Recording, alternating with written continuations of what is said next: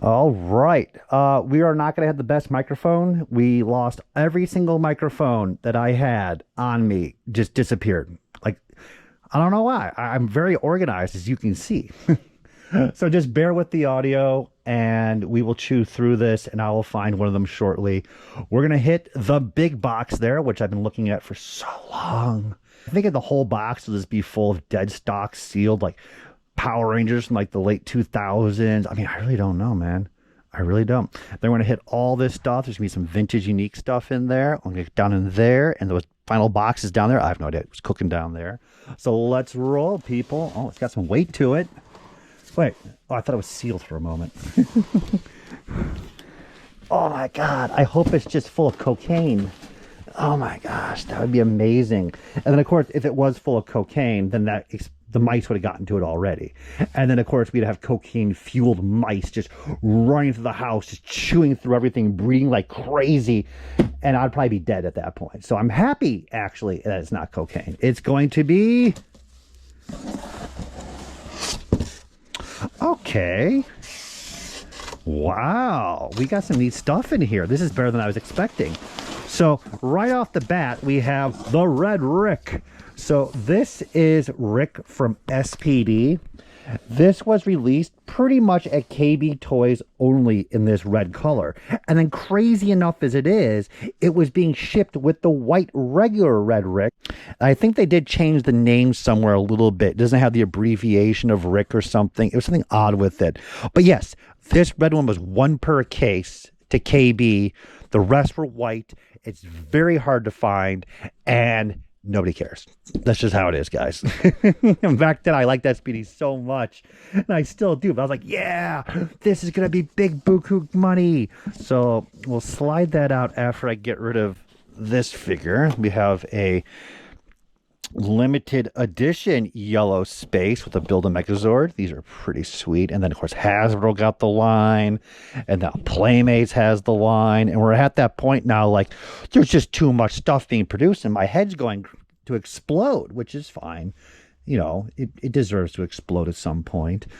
But yeah, that's a very nice figure. I probably picked it up for like $5.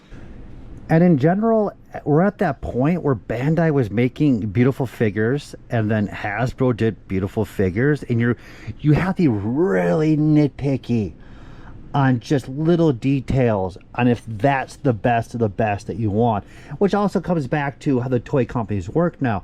They know that they should not be making the best action figure possible, because that won't leave room for them to make a better action figure tomorrow.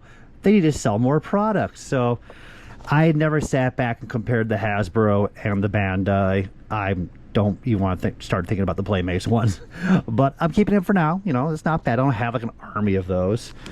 So Rick here is, I think I had 3 of these, maybe 4, and the last one did not survive. It received water damage. And this one's in really nice shape.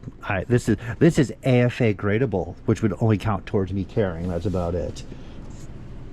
And I was so, like, mentally, I am not a smart person. I already know this. So Power Ranger props in general were not high dollar value for many years, and I'd go around buying up as much as I could, you know, with a focus, but not like contacting all the people and be like, yo.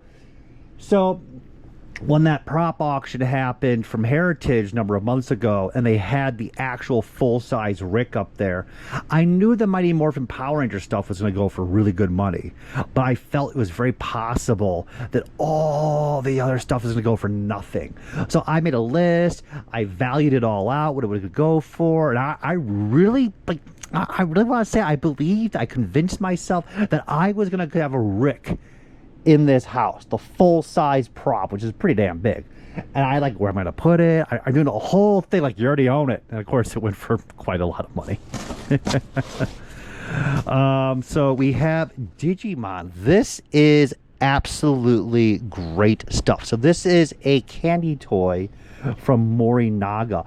Candy toys are sold at the grocery stores versus toy stores, and some toy stores will have them. And look what you get a little mini figure, the little bottom, and a little price see-through piece right there.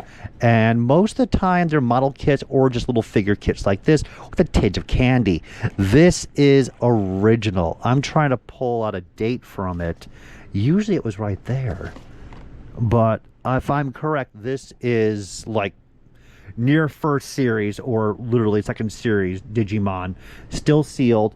I was buying this stuff when nobody cared about Digimon in Japan. I remember going to Japan, going to Akihabara, going to Madarake, Hokkaido, where all the figures are. I remember seeing the Digivices, all of them, Digivice 1, 2, all the colors, the big ones, the small ones, the figures. They would have the transforming action figures at Madarake carded or boxed for about $5 each. Nobody cared. And then I went back like 6 months later and the whole market jumped and they're like, oh my God. So I was buying these for about $5 each. And we have Where Garugman. And you can see which one you're going to get by they actually put the number. No, they didn't. Did they put the number on this one? Yeah, there it is in the top. So there's the number. This is 3. This is set 4. So you can know what you're getting. Because these different artwork you usually don't get. You get a little hole right down here. And they tell you the number there in a little plastic baggie. And then we have some more Digimon. We have 1 and 2. So they probably got a little beat up during shipping on the way back from Japan, or maybe I got them that cheap because this is really, really rough. But I can't complain. I didn't even remember I even have that stuff. So we're going to look into the values of these things because there's that balance between like, that's neat. And then they're like, oh my God, that really jumped in price. We had that problem like 2 years ago, like, well, more than that, when the 2020 thing happened. You guys don't remember that, right?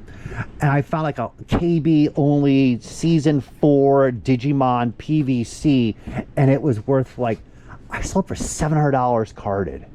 You're like, I am gonna definitely let that one go, right? So there we have Gegege no Tegero, which is a very famous animation, manga, everything in Japan. And I really don't have much of a connection for this. I never read the comics, but I did get the Nintendo game. And I didn't know that it was based on an anime slash manga and all that. And it was released in the US. And I just have really fond memories of playing that game because it was so mysterious. None of it made sense, like the Japanese cemetery lanterns, the candles, the spirits that you'd attack. It was just fun. So this is one of the most amazing kitty toys that you can ever get. And they produced this for like Evangelion. I bought one of those. Like Tokyo, is it 2.0 or 3.0? Where the pyramid was there. You build this whole little miniature play set. I love those. Like the world building. So this set is just number 3. You get this one right here with the little girl. I wish I bought more of these. I usually like to buy one piece, like one sample. But get to build this whole like temple, man. That's awesome. Little doors, things open, little contraptions.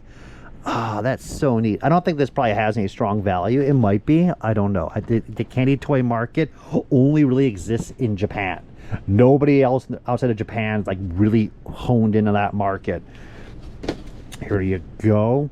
We got Samurai, the beetle. This is the Japanese dead stock seal. Is there a price on this thing? So you get the little ring that goes on your sword.